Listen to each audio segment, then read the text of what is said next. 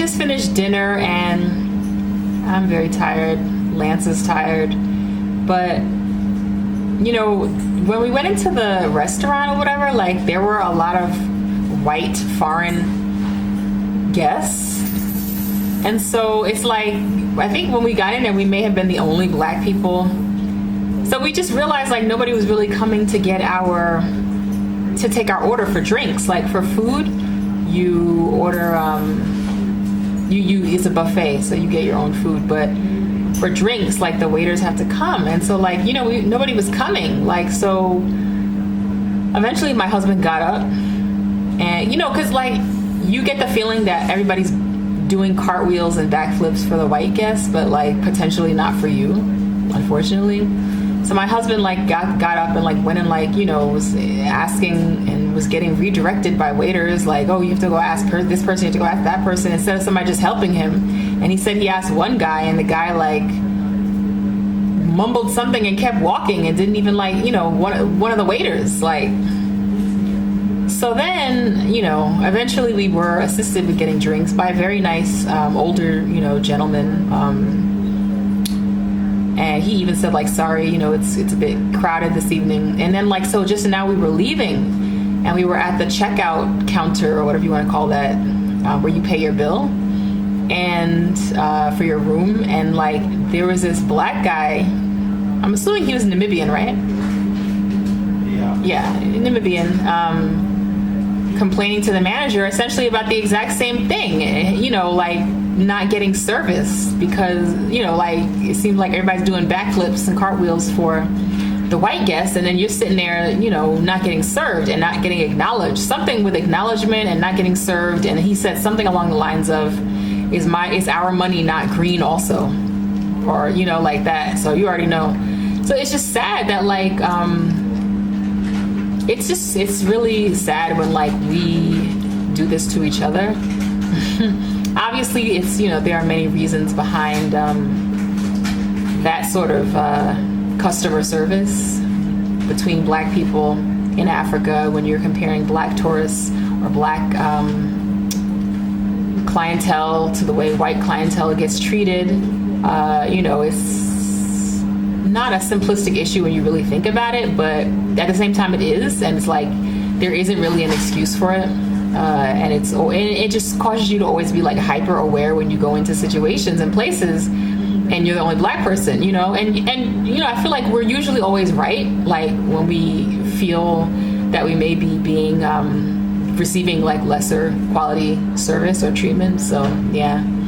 But I mean, on the pros, you know, about this place are that it is government owned. Again, you know, I prefer to stay at government owned like establishments, or, you know, like state owned establishments, I guess you could say, as opposed to white ones, because at least you're supporting the country more directly, and things like that. But unfortunately, sometimes that kind of comes with like some terms. You know, when it involves you versus like these tourists that everybody just runs for and does everything so fast for. And I was telling my husband, like, people are treating white tourists like they're freaking royalty. And these people, you know, just because tourists are white does not mean that they come from some fantastic, you know, background like better than yours. You know what I mean? Like, let me just say this. Some of the people that I see on the airplane traveling to South Africa, for example, are like podunk, and you know what I mean, Americans, like white Americans, you know, but they will come to Africa and receive like freaking royal treatment, you know, like give me a freaking break, give me a break, like it's just not even that, like, but even if they weren't, like I don't care, like obviously they shouldn't get any better treatment at all. But it's just funny to watch like the kinds of people that come here, and simply because they're white, like it's just like they're treated like so fantastically, and they get the fast service. If they have a question, somebody stops, acknowledges them, answers right away. If, you know, they have an issue, it's like right away, sir.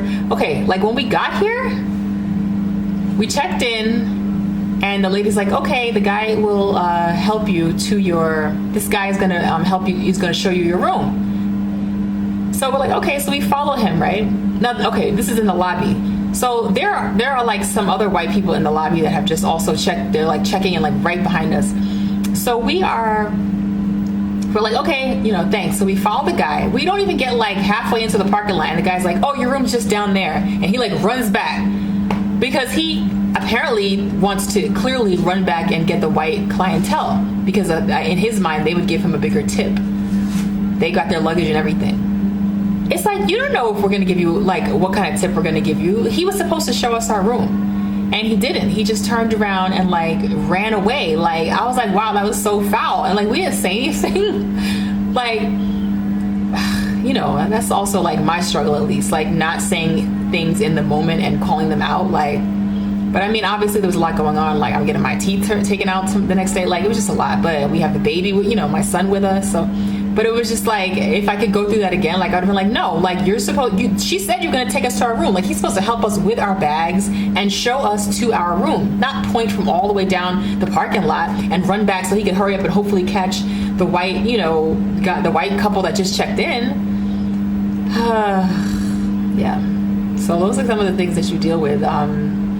But kudos to the guy just now in the restaurant that was calling it out as it was, like, because you know what, more people need to do that. And you know, we should have done that actually. So anyway, I'm getting ready to go to bed and well, my ice is still here, but I was gonna say redo my ice and take my mouth medication, rinse my mouth, because I have to rinse my mouth after every time I eat with salt water, and then also this medicated rinse. So let me go do that now, so that there's no infection in case of this, so that no food that gets stuck in these holes in my mouth that I have going on here. So good night, guys. We're checking out and leaving in the morning. Okay, wisdom tooth visit done. All right, bye. Hey guys, so it is Monday. I got my wisdom teeth pulled out on Friday, and just to wrap up this video and give a few quick reflections. I mean, obviously, as you can see, my face is still a bit swollen. This is my son's head in the camera. My face is still a bit swollen, but to be honest, like, I was so freaking scared to do this surgery. Like, I put it off for almost a year, because people petrified me with their stories, horror stories about wisdom tooth extractions. But as I said before, the reality is the recovery really was not that bad at all. I was expecting... I was expecting, like, you know, throbbing pain and things like that. But it's just been a matter of soreness, not of, like, you know, continual pain or anything like that. And like, when I compare it to like my C-section or like other pain that I've had, like, I would say breastfeeding, like the first two and a half weeks of breastfeeding, of learning how to breastfeed when my son was born, that was way more painful than the recovery of the past few days since getting my teeth extracted.